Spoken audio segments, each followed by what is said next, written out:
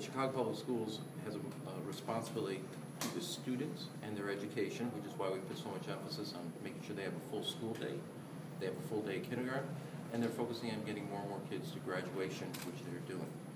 As it relates to the finances, just to borrow one word, I do think it's irresponsible for Springfield to continue 40 years of inequity treating Chicago schools different than they treat every other school system. Every other school system that has passed a budget has passed a budget with the assumption that the state will pay their teachers' pensions.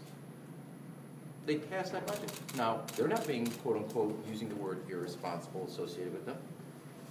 Chicago Public Schools passed a budget with the assumption, like every other school district, that the state will treat every school system the same. CPS is not asking for something special. They're asking to be treated just like every other school system. And so when you use, and again, I want to preference it.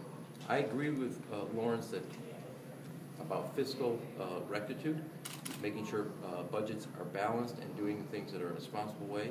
What I don't believe is that we should continue to ask our students and teachers to bear the burden when the political leaders are not stepping up to their responsibility. So if you ask for where the word label of you can do a lot, but you can't hit Fran in the head with your camera. And I'm going to call you for a 10-yard clipping file.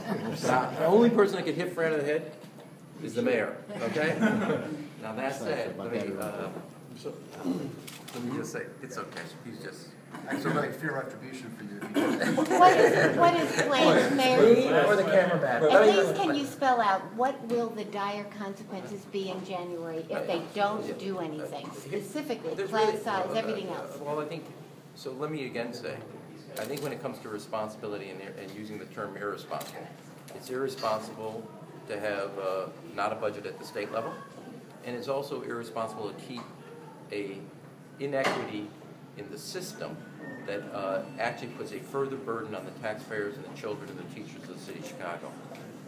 Having spent 4 years of taking about $940 million of waste and inefficiency out of the system, you're really down to either the state stepping up or having class sizes increased to an unacceptable level. What level is that?